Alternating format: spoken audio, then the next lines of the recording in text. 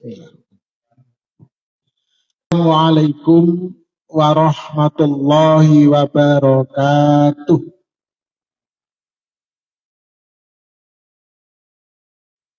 Alhamdulillah, alhamdulillahilladzi bi ni'amihi tatimmus shalihat wa bihi na'malus shalihatil ma'murat wa nantahi al manhiyatil munkarat. Asyhadu an la ilaha illallah syahadatan tunjina min adzabin alim wa asyhadu anna Muhammadan abduhu wa rasuluh. Allahumma salli wa sallim wa barik ala nabiyina Muhammadin wa ala alihi wa sahbihi ajmain, amma ba'd. Bapak Ibu sehat? Alhamdulillah. Bahagia,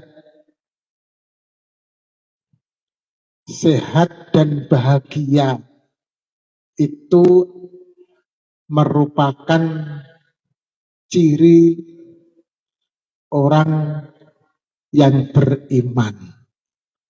Apapun yang terjadi dalam diri kita, hidup itu harus senantiasa sehat. Meskipun sakit, jiwanya harus tetap sehat. Dan harus tetap bahagia. Meskipun hutangnya banyak. Karena hidup itu tinggal bagaimana kita melakukannya. Dalam bahasa Jawa itu dermo ngelakoni, sak dermo ngelampahi. Pisan urip wae kok ora bahagia, kebangetan. Alhamdulillah, puji syukur dumateng Allah Subhanahu wa taala. Kita kula piyambak nggih saged kempal manunggal silaturahim kali panjenengan sedaya wonten panggenan ingkang masyaallah luar biasa. Ini kalau di Jogja itu seperti sportorium kecil gitu ya. Tinggal ngasih matahari di situ loh. Nanti temboknya dibuburai, kasih matahari, wes kayak sportorium ini. Kalau di Jogja ini tuh sportorium. Kapan-kapan yang dereng nate ke Yogyakarta, monggo pinarak Yogyakarta. Tapi asli saya itu sebenarnya bukan Jogja, Bu. Saya ini aslinya adalah Lamongan. Kalau bahasa kerennya itu Bangladesh. Bangsa Lamongan Deso. Lamongan Bangladesh kalau itu. Blimbing Paciran. Ya. Tapi alhamdulillah sudah di Jogja mulai 93. Mugi-mugi kempal kita sedaya menika masyaallah nggih dadosaken satu. Silaturahim ini memberikan umur kita manfaat, nggih. Rezeki kita kathah. Seneng nggih rezeki kita ini kathah nggih insyaallah.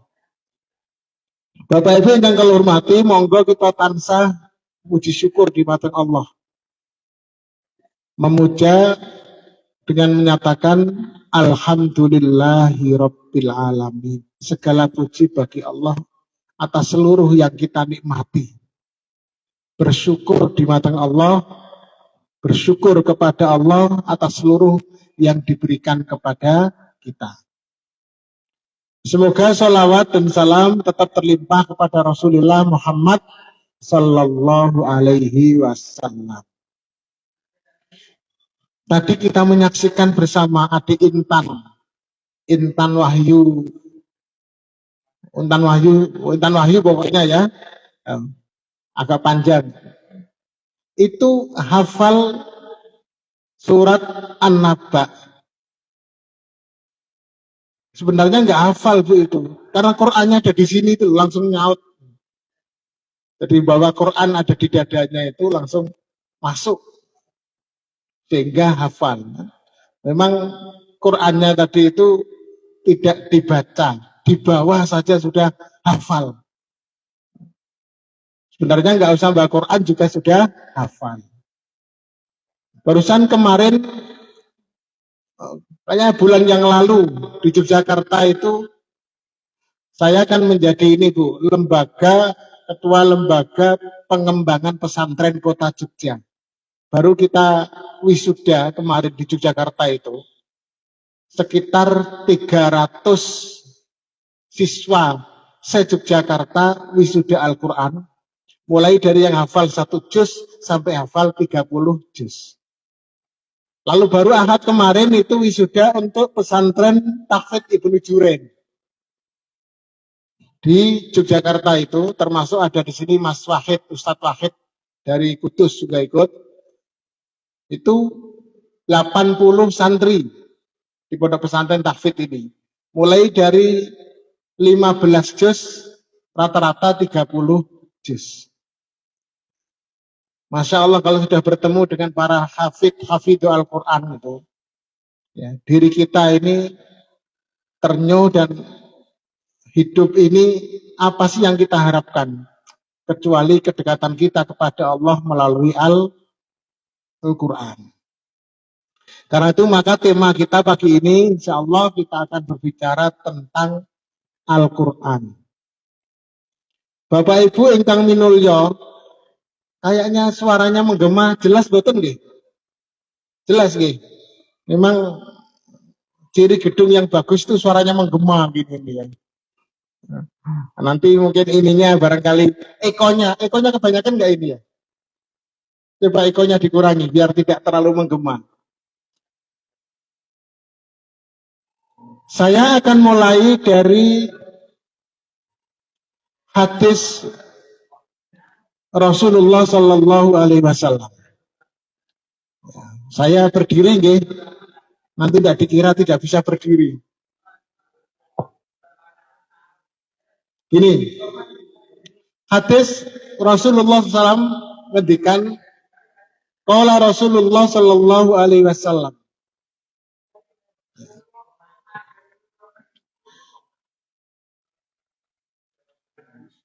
inna lillahi ahlun minan nas, lillahi ahlun minan nas.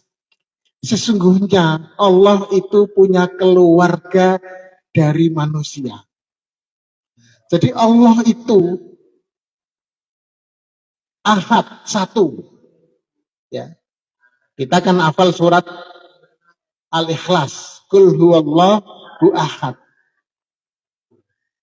Tetapi Allah itu punya keluarga dari manusia. Faqalu, lalu sahabat bertanya, manhum ya Rasulullah, siapakah mereka yang dikatakan keluarga Allah itu ya Rasul? Qala, Nabi mengatakan, hum ahlul Quran, ahlullah wa khosatuh. Ahlul Quran itulah keluarga Allah dan orang-orang yang dikhususkan oleh Allah Subhanahu wa ta'ala.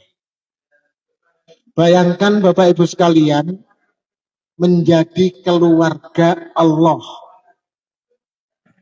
Keluarga bupati saja itu sudah mendapat VIP. Keluarga presiden saja VVIP, padahal presiden kekuasaannya itu cuma 5 tahun. Bisa dipilih lagi kalau terpilih. Lalu sudah berakhir setelah 2 kali pemilihan. Itu saja fasilitasnya VVIP. Jadi keluarga presiden itu sudah pernah belum Bapak Ibu jadi keluarga presiden? Belum. Ya semoga dari sini ada yang jadi presiden. Amin ya Rabbal Alamin. Oh ini betul loh, misalnya kita doakan loh ini. Kenapa? Karena ini saya lihat ranting, kelas ranting yang hebat. Saya menemukan baru 2, saya ngaji di ranting itu. Pertama adalah di Gunung Pring Muntilan, yang rantingnya hebat, punya SD sampai SMA. Di sini di Blimbing Rejo, ya. Ini juga luar biasa. Ya. Yang biasanya saya itu di tingkat PDM, PCM. Ini ranting. Ketika saya sebarkan ke Jogja, saya besok ngisi di ranting Blimbing Rejo. Kok ngisi di ranting, Pak? Yang jawab, wah itu jamaahnya ribuan loh, Pak. Wah, luar biasa. Itu tangan dong untuk ranting Blimbing Rejo ini. Itu. Luar biasa ranting ini ya. Sekolahannya, masjidnya. Kemarin saya dengan Pak Rois, yang orang Kudus ngantar saya ke sini, tapi dia tinggal di Jogja. Dia bilang, masjidnya ini, wah masjidnya bagus. Mengalahkan masjid-masjid di kota Yogyakarta. Masjid ranting. Yang penting isinya. Diisi itu, masjidnya bagus, nggak diisi ya iman-iman ya. Isinya diperbaiki nanti. Jadi kalau keluarganya presiden saja begitu hebat, apalagi menjadi keluarganya Allah. Masya Allah. Kalau keluarganya Allah tidak mungkin kalau tidak di surga. Dan kalau di surga, kata Allah dalam surat Al-Fasilat itu adalah orang bisa minta apapun. Ma tastahi anfusukum walakum fiha ma tad'un. Dia bisa minta apa yang diinginkan dan apa yang dipanggil akan datang. Di surga itu nggak seperti sekarang. Sekarang bisa juga ya. Ini teh. Saya bilang misalnya, kalau di surga ini, ya Allah, kok ini teh? Tolong jadikan ini. Saya sekarang ingin jus alpukat. Langsung mak pentiung datang jus alpukat. Ya. Di surga itu apapun bisa. Karena fasilitas dari Allah. Allah itu Malikul Mulki kok, Tuhan, Raja di Raja, pemilik seluruh alam. Gimana tidak semuanya bisa diberikan oleh Allah Subhanahu wa Ta'ala. Tapi syaratnya apa? Jadi keluarga Allah, hum ahlul Quran. Harus orang yang memang serius untuk berkorban untuk Al-Quran. Ahlul Quran. Wa khosatu. Jadi keluarga Allah itu adalah keluarga yang terus melakukan pembelajaran kepada Al-Quran dan mengkhususkannya. Saya tanya Bapak Ibu sekalian, baca Al-Quran sehari semalam berapa menit? Khatam berapa lama? Kita semua ini. Ahlul Quran. Mengkhususkan Al-Quran. Bukan kalau ada waktu sisa baca Quran, harus dikhususkan waktu untuk membaca Al-Quran. Saya masih ingat di mana ya dulu ya, kalau nggak salah di Kudus atau Semarang. Yang viral itu, tukang becak. Lupa saya di mana itu, apa Pati atau Semarang, apa antara ini, kota ini. Dia itu tukang becak yang dibawa itu selalu Al-Quran. Kalau ada orang yang naik ya diantarkan. Kalau nggak ada, dia baca Quran. Bahkan dia katanya sehari itu kalau semakin banyak orang tidak ada, maka semakin banyak yang dia baca. Sehingga syukur terus. Ada orang yang naik bersyukur dapat duit, nggak ada orang naik bersyukur bisa baca Quran. Maka dia katanya 1 minggu itu kadang bisa tamat 30 juz. Maka semakin sepi orangnya, semakin banyak baca Qurannya. Didatangi oleh kalau nggak salah TV mana lupa, lalu diumrohkan dan dikasih dana rehab apa gitu rumahnya. Jadi Al-Quran itu selalu contoh saja, nggak harus jadi tukang becak maksud saya. Okay?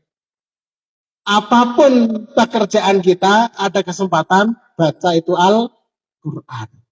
Paling tidak di rumah, itu kita sambil melakukan apapun, maka murotal Al-Quran dinyalakan. Sekarang HP itu banyak.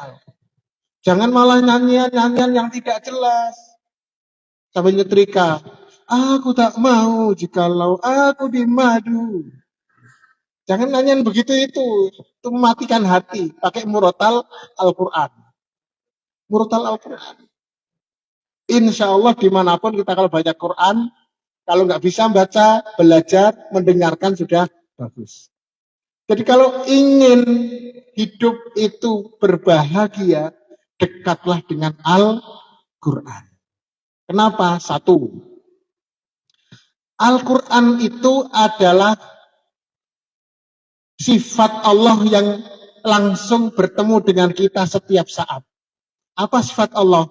Sifat Allah itu adalah mutakalim, berfirman, berbicara. Dan Al-Quran itu bentuk dari sifat Allah yang nyata, yang selalu bersama kita, itu adalah Quran.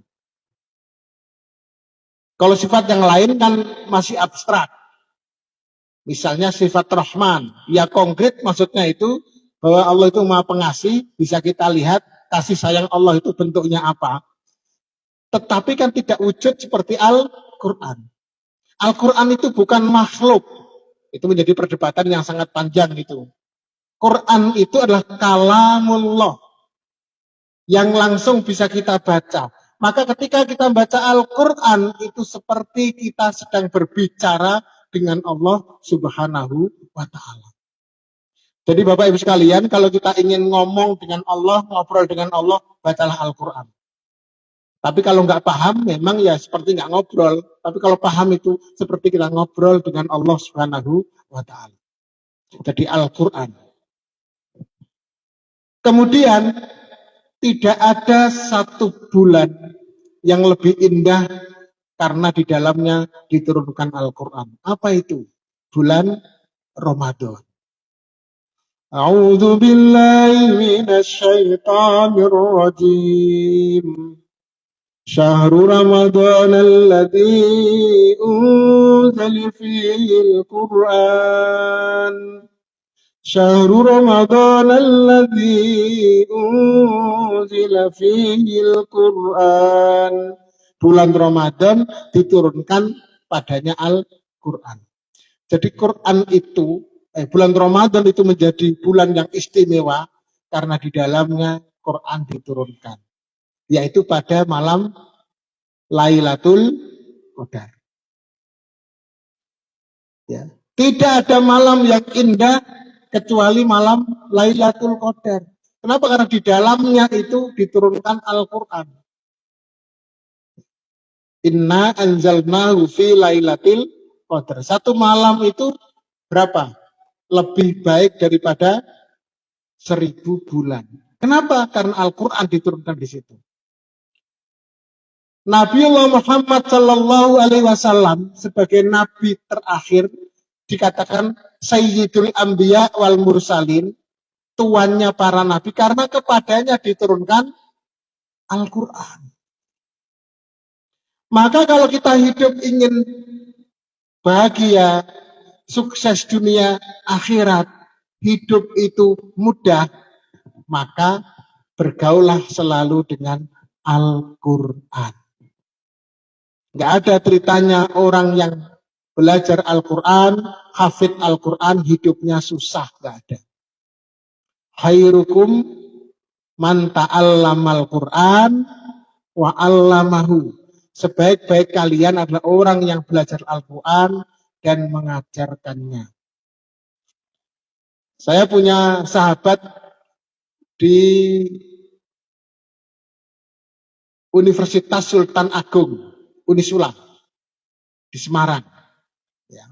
Dia cerita kepada saya, Ustadz, di kami itu, kalau ada anak juz 30 juz itu hafal, dia bisa memilih jurusan fakultas apapun gratis. Sultan Agung. Makanya kemarin sudah yang terakhir itu dia mengatakan program kami beberapa tahun ini, dia bilang bisa memiliki, kami sudah 200-an hafid. Ya. Kenapa? Karena mengambil hafid-hafid dari luar, kemudian di situ tinggal murojaah saja. Muhammadiyah juga sekarang ada semua. Kalau 5 juz, minimal 5 juz. Baik itu di UMY, UAD, UMS, Malang, UMku juga mungkin ada ya. Yang 5 juz. Minimal 5 juz itu kuliah itu, tapi tertentu kalau 5 juz. Kalau 30 juz silahkan milih. Termasuk kedokteran UMY itu yang 30 juz itu juga beasiswa penuh. Jadi Al-Quran itu membawa kepada satu rizki dan keberuntungan dari Allah Subhanahu wa Ta'ala.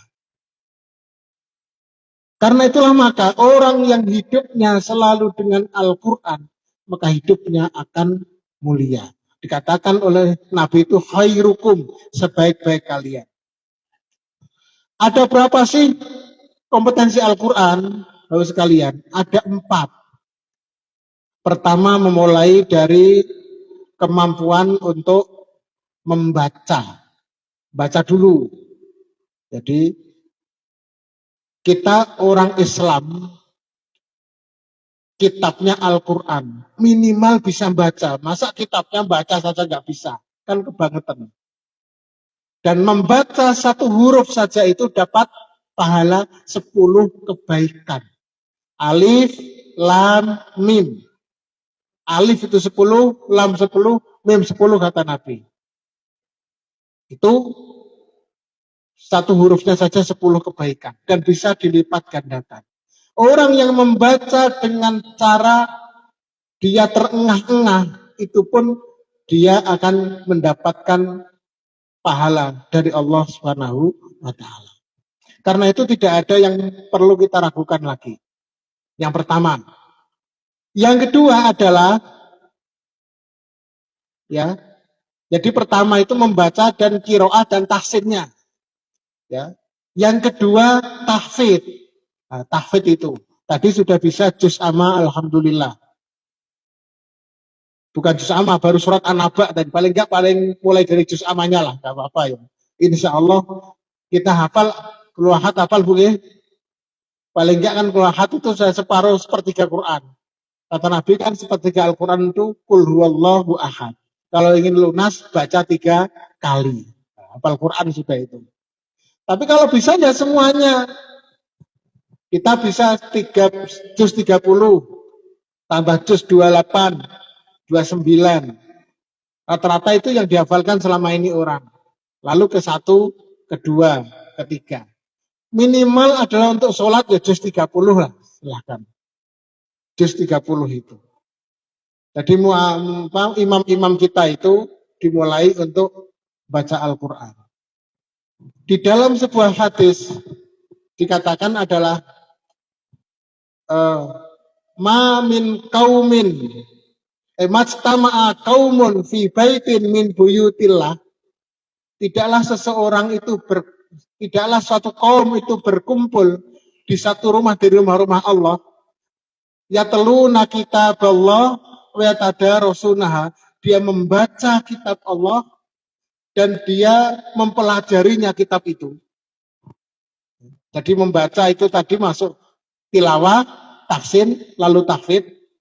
Yang ketiga itu adalah memahaminya itu yatadarasunaha. Dia memahami, mempelajarinya yatadarasunaha. Illa nazalat alaihi musakinah, akan turun ketentraman dalam hatinya. Jadi orang yang berkumpul di suatu tempat dari rumah Allah, lalu dia membaca Al-Quran, kemudian dia mempelajarinya, tidak lain orang itu akan diturunkan kepadanya adalah as-sakinah, ketentraman. Ada 4 keistimewaan itu. Illa nazalat alaihi musakinah. Ya.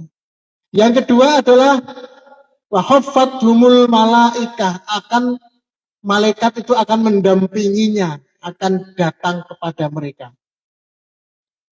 Kemudian juga dia akan ditempatkan oleh Allah di sisinya. Jadi Bapak Ibu sekalian, ketika kita membaca, mempelajari Al-Quran, Allah memberikan keistimewaan yang luar biasa. Makanya di dalam majelis-majelis itu perlu ada majelis Al-Quran diperbanyak. Quran itu kitab Allah menjadi hudan petunjuk kita. Yang terakhir dari Al-Quran itu adalah diamalkan. Ini yang penting. Setelah pertama dibaca dan diperbaiki bacaannya, kedua dihafalkan, ketiga dipahami, yang keempat diamalkan. Bagaimana kita bisa mengamalkan kalau tidak memahami? Bagaimana kita memahami kalau tidak pernah membaca Al-Quran? Maka saya ingat dulu Habib Yasin itu dia cerita begini, seorang kita kenal SD dulu itu budayawan atau ahli bahasa ya, sastrawan. Di akhir hayatnya dia itu membaca Al-Quran, dia cerita itu setelah sholat 5 ayat, sholat 5 ayat, tetapi dibaca dengan terjemah. Dia cerita begini, setiap saya itu membaca 5 ayat dengan terjemahannya, setiap itu pula saya seperti berbicara dengan Allah dan saya dapat ilmu. Saya baca besok lagi ayat yang sama pun ada ilmu lain yang masuk. Saya pikirkan, saya renungkan, selalu Quran itu menjadi sumber ilmu dan sumber pengetahuan. Bisa dibaca di dalam buku di bawah bendera revolusi Pak Karno. Dia cerita ketika di penjara di Aceh, di daerah mana ya, Dugul atau apa lupa saya. Di situ dia mengatakan sudah sumpek baca Al-Quran. Satu ayat itu setelah dia menemukan inspirasi. Sehingga dia harus kemudian berbuat sesuatu untuk Indonesia. Jadi Al-Quran itu, Bapak-Ibu sekalian, memberikan motivasi, memberikan inspirasi, memberikan kebaikan. Disitulah kita akan hidup dengan mulia ketika bersama dengan Al-Quran. Karena itu, saya mengembangkan pondok pesantren itu Al-Quran sekalian. Misalnya, alhamdulillah 2 tahun yang lalu itu dapat di Wonogiri. Ada orang dari Wonogiri tapi tinggal di Jogja, istrinya, suaminya Padang. Dia mau mewakafkan 3.000 meter tanahnya beserta seluruh asetnya di dalamnya. Saya tengok ke sana, dia bilang, Ustadz kemana ya saya wakafnya? Saya itu pernah saya wakafkan kepada lembaga tertentu kok saya nggak nyaman. Saya bilang kepada Muhammadiyah saja. Nanti saya ikut ngatur. Terus gimana caranya? Nanti kita akan ketemu dengan PDM Wonogiri waktu itu. Saya ambil PDM-nya, kita ketemu di tempat lokasinya. Ternyata lokasinya itu dari Wonogiri ke timur, Percimantoro itu kurang lebih ya agak jauh 20-an kilo lah ya, dari mana Wonogirinya.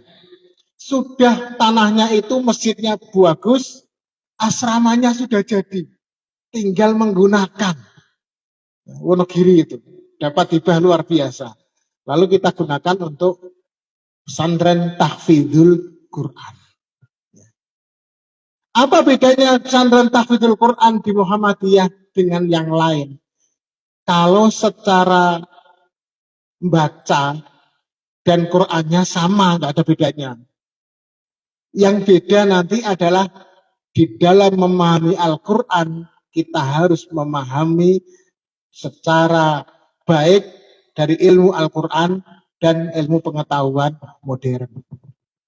Maka anak-anak yang lahir dari pondok pesantren Al-Quran Muhammadiyah dalam pemahamannya harus mencerahkan. Kalau istilah Bung Karno itu adalah yang diambil itu semangat dari Al-Quran, bukan abunya. Dari Quran adalah sebuah kitab yang menghidupkan. Karena Islam itu menghidupkan. Pak AR sering menyebutkan itu dalam surat Al-A'raf kalau nggak salah. A'udzubillahi minasyaitonirrajim. Ya ayyuhalladzina amanu stajibu lillahi walir rasuli idza da'akum lima yuhyikum. Wahai orang yang beriman, penuhilah panggilan Allah dan Rasul bila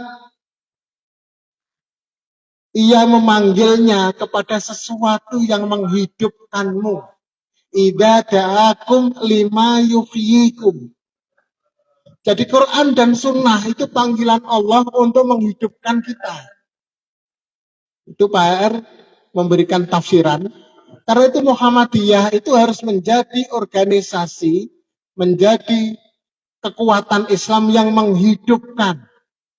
Kalau bahasa kita itu yang mencerahkan. Lalu menjadi yang berkemajuan. Tapi jangan kemajuan. Yang berkemajuan, mencerahkan, menghidupkan. Maka bedanya di lembaga-lembaga Muhammadiyah ada tahfidz Quran, pemahamannya harus memahami Quran dan Sunnah yang mencerahkan, yang memajukan.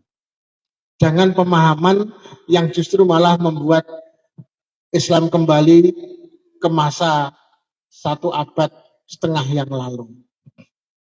Makanya dalam hal ini kan Muhammadiyah tetap kukuh dengan misalnya kalender global, kalender internasional. Kalau besok kita ingin sama seluruh dunia, ya harus pakai membuat kalender global itu. Bagaimanapun yang saat ini Bapak Ibu ada itu, mau wujudul hilal yang sekarang kita pakai maupun imkaniyatur ru'yah oleh pemerintah, kalau masih negara per negara pasti akan beda dengan yang lainnya. Masa Masehi saja punya kalender global yang diakui sekarang tanggalnya sama. Kita ini tanggalnya sekarang beda loh. Sekarang itu tanggal berapa Zulhijjah? Bentar dulu Pak, versi siapa dulu? Kalau versi Muhammadiyah, sekarang itu tanggalnya Kamis tanggal 1, berarti sekarang tanggal 4. Tanggal 4. Kalau versi pemerintah, sekarang itu baru tanggal 3. Ya. Kalau versi Arab Saudi, sekarang tanggal 4. Versi Jepang, sekarang tanggal 3. Versi Naksabandia, sekarang sudah tanggal 5. Tanggal macam-macam, ya apa itu ya. Karena nggak punya kalender global. Masa dunia yang hanya selisih 9 jam saja tidak bisa kalender global. Dari ujung timur Jepang sampai Amerika paling jauh di sebelah barat, itu cuma 9 jam loh Pak. Kita di sini dengan Arab Saudi itu cuma selisih 4 jam. Jadi timur barat itu 9 jam. Padahal waktu kita sehari itu berapa? 24 jam. Masa selisih 9 jam kalender bisa beda tanggal? Itulah mukjizat luar biasa umat Islam ini. Sudah 1,5 abad kok kalender tidak ada yang menyatu. Dan kalau ini tetap terjadi, Bapak Ibu sekalian, di mana pemerintah menetapkan bulan baru harus 3 derajat, Muhammadiyah dan dunia lain, kayak Arab Saudi itu adalah wujudul hilal, maka pasti akan ada perbedaan. Kita hitung, di dalam 25 tahun ke depan, kita akan berbeda Idul Fitri 7 kali. 7 kali berbeda, jadi siap saja beda terus ini. Berbeda Idul Adha 6 kali. Berbeda Ramadan 5 kali. Dan berbeda bulan-bulan yang lain ya banyak. Pasti Muharram akan beda juga, beberapa beda yang mana ya. Ada yang sama, ada yang beda. Kenapa? Karena satunya kriterianya itu wujudul hilal, satunya adalah 3 derajat. Bentar, ini jam berapa? Perlu dijelaskan nggak biar tahu? Masih cukup. Ini pemahaman-pemahaman yang seharusnya bagaimana Islam memajukan itu, Islam yang membawa kepada kebajikan. Saya jelaskan sedikit tentang ini. Ibarat misalnya, gimana ya? Inilah ya. Ini aja. Ini ini bumi. Ketika hari Rebo kemarin itu terjadi ijtima. Ijtima itu adalah pertemuan antara matahari dan bulan di dalam satu titik. Jadi tiap tanggal 29 bulan Komariah atau Hijriyah itu kita akan menghitung kalau hisab dan kita akan meru'yah kalau itu ru'yah. Tanggal 29 kemarin jatuh 29 Zulqa'dah itu hari Rabu. Hari Rabu dihitung bulan itu kira-kira dengan matahari posisinya di mana. Ternyata terjadi istimewa itu jam 9 pagi. Sudah istimewa pertemuan. Kalau ada pertemuan, berarti itulah akan ada bulan baru. Lah di Muhammadiyah itu kalau pertemuannya caranya bulan baru itu satu, harus ada ijtima. Syaratnya satu. Yang kedua, ijtima itu harus terjadi sebelum ghurub. Sebelum matahari terbenam. Jelas istimanya terjadi jam 9, kemudian baru matahari terbenam. Berarti kan dua syarat terpenuhi. Yang ketiga, ketika matahari tenggelam, bulan itu masih di atas ufuk. Itu syarat yang ketiga. Jadi kalau ini tadi itu adalah bumi, matahari itu tenggelam ke barat, bersama bulan juga sama ke barat begini. Ketika matahari sudah di bawah ufuk, bulan itu masih ada di atas. Itu namanya bulan baru. Ya. Bulan baru ini, kalau secara ru'yah itu bisa dilihat. Tapi kalau dilihat itu memang tidak mudah di Indonesia, misterius. Ya, karena apa? Karena Indonesia ini kan tropis, ya tropis itu ya pegunungan, kemudian asap-asap banyak, belum lagi nanti hujan, mendung dan lain-lainnya lah. Tidak mudah untuk Indonesia. Tapi di Arab Saudi itu mudah karena dia padang pasir. Maka di sana hampir bisa kelihatan. Kalau di kita nggak bisa. Maka yang digunakan itu apa? Sistemnya. Satu adalah wujudul hilal Muhammadiyah. Kalau bulan itu masih di atas ufuk ketika matahari tenggelam, itu namanya bulan sudah wujud. Meskipun wujudnya itu 0, sekian derajat. Nah, kemarin itu wujudnya itu cuma 0,1 derajat. Dan semua bulan, bukan semua bulan ya, rata-rata penduduk bumi kemarin semuanya sudah wujud bulan itu. Sudah di atas ufuk. Hari Rabu itu. Kecuali dua negara yang masih di bawah ufuk. Yaitu New Zealand dan Australia. Karena dia bagian timur dan selatan. Padahal matahari sekarang itu agak condong ke utara. Maka dia termasuk yang terlambat tidak wujud hari Rabu itu. Tapi lainnya sudah wujud semua. Maka negara-negara di dunia itu yang tanggal 1 hari Kamis itu mayoritas, hanya belasan saja, 12 atau 13 itu yang menentukan tanggal satunya hari Jumat. Sehingga hari raya hari Ahad. Termasuk Indonesia, Malaysia, Brunei, Bangladesh, Jepang, Singapura kalau nggak salah, nggak tahu masuk nggak Singapura kemarin, karena Mabim ini. Mabim ini karena 3 derajat. Nah kenapa ada 3 derajat Bapak Ibu sekalian? Kalau wujudul hilal itu Muhammadiyah itu asal bulan di atas ufuk itu sudah masuk bulan baru, tapi nggak bisa kelihatan. Maka pemerintah yang tergabung dalam Mabim, lembaga bersama Kementerian se-Asia Tenggara ini, untuk bisa terlihat maka menggunakan teori namanya imkaniyatur ru'yah. Kemungkinan bulan bisa diru'yah enggak?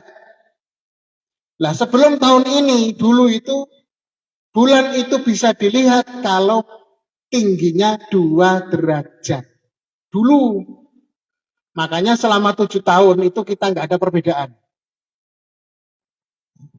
Lalu mulai tahun ini dinaikkan derajatnya menjadi 3 derajat. Berarti semakin jauh.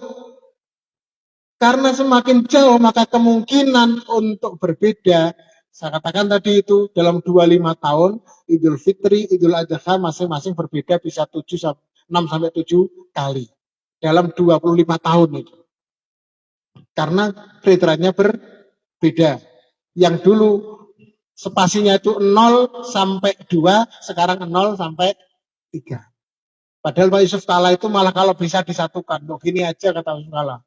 Muhammadiyah itu mau naik 1 derajat. Lalu pemerintah NU itu turun 1 derajat. Kan ketemu di 1 derajat. Kayak orang bisnis itu loh. Berapa harganya Bu? 1 juta. Buat 900 saja. Ya sudah. 950 ya. Jadi deal. Nah, gitu. Di tengah-tengah antara 900 dengan 1 juta. Ketemunya apa kenanya? 950. Maunya Yusuf Kala itu di deal di 1 derajat lah. Sekarang malah naik menjadi 3 derajat. Nah, semoga saja ini kita evaluasi lagi. Kemarin MDT sudah ketemu dengan PBNU di Jakarta untuk membahas ini. Gimana ke depannya agar tidak terjadi semakin jauh perbedaan. Tapi nggak apa-apa. Kadang-kadang saya dapat kabar dari Pekalongan itu, Ustaz, bagi kami beda atau sama nggak ada masalah. Bahkan kadang-kadang kalau beda Idul Fitri itu menguntungkan kami. Kok gimana menguntungkan? Saya tanya. Karena jamaahnya nanti banyak yang lebih awal ngambilnya. Kalau Idul Adha memang tidak, itu Idul Fitri maksudnya ya. Ya seharusnya kita ya satu lah. Kalau bisa ya sedunia. Nah kebetulan tahun ini kita memang sama dengan semua negara-negara di dunia rata-rata, termasuk Arab Saudi. Sehingga Jumat besok Arab Saudi juga Arafah sudah. Jumat kita puasa Arafah, Arab Saudi atau orang yang haji sedang wukuf di Arafah. Jadi sama persis. Meskipun memang selisih 4 jam kita duluan memang daripada mereka. Bapak Ibu rahimakumullah, pemahaman Al-Quran ya, dengan cara yang lebih baik dan sunnah juga perlu kita lakukan. Contoh satu lagi yang perlu saya informasikan tentang waktu subuh. Jangan salah paham. Kenapa Pak waktu subuh kok mundur? Mundur atau maju namanya itu ya? Asalnya mundur ya. Mundur ya. Kok mundur? Patokannya itu apa sih? Patokannya hadis Nabi ya, yang diriwayatkan oleh beberapa sahabat termasuk Siti Aisyah radhiyallahu anha, bahwa waktu subuh itu adalah ketika sudah isfaro. Isfaro itu adalah sudah menguning. Selama 3 tahun pasca muktamar di mana itu Makassar, itu kan mengamanatkan 2 hal. Satu, kalender internasional. Yang kedua, memastikan waktu subuh. Lalu 4 tahun penelitian waktu subuh itu dilakukan di UAD karena ada observatorium UAD. Yang kedua ada di UHAMK, observatorium miliknya UHAMK. Yang ketiga UMSU, Sumatera Utara Medan. 3 ini kemudian meneliti selalu subuh itu. Direkam di dalam, ada yang menggunakan HP, ada yang menggunakan sebuah alat teropong, merekam waktu subuh itu. Bagaimana perjalanan waktu menjelang subuh sampai terbit matahari itu. Perbedaannya kayak apa? Ternyata memang ada perbedaan-perbedaan. Kalau di dunia itu patokannya waktu subuh, ya, waktu subuh. Patokannya itu kan rata-rata antara min 16 sampai min 20 derajat. Apa maksudnya min 16 itu? Min 16 itu adalah kurang dari 16 derajat atau kurang dari 20 derajat ketika matahari terbit. Misalnya matahari terbit itu kan pasti jelas kalau terbitnya matahari. Misalnya sekarang matahari terbit itu, nggak tahu di sini, kalau Jogja saya pengajian terus sholat syuruk itu terbitnya adalah jam 5:50. Syuruk itu terbit matahari itu. Jam 5:50 kalau dikurangi min 16, 1 derajatnya itu adalah 4 menit. Berarti 16 kali 4 berapa? 16 kali 4. 66. Betul nggih? 16 kali 4. 66. Ya. Berarti waktu subuh itu adalah 66 menit sebelum terbitnya matahari. Karena 16 derajat. Tapi Indonesia itu mengambil waktu yang paling lama, yaitu min 20 derajat yang selama ini. Min 20 derajat berarti 20 kali 4. Berarti 80 menit. Berarti kita subuhan sekarang ini adalah 80 menit sebelum adanya, maksudnya waktu adzan itu 80 menit sebelum terbit matahari. Yang diteliti itu, lah di dalam penelitian Muhammadiyah ternyata 80 menit itu sudah mulai memang ada fajar mulai terbit. Tetapi ternyata terbitnya itu masih sangat minim, dan itu yang disebut di dalam hadis itu fajar kadzib. Fajar sodiknya berapa? Ternyata beda-beda, mulai dari 16 sampai 18. Itu fajar sodik. Kalau ingin sodik benar ya 16 itu. Tapi sudah mulai siang itu ya. Itu sodik benar ya. 1 jam sebelum fajar, sebelum terbit matahari. Muhammadiyah mengambil, diputuskan akhirnya min 18 derajat. Itu artinya apa? Selisih dengan yang adzan sekarang itu 2 derajat. Berarti derajat berapa? 2 derajat itu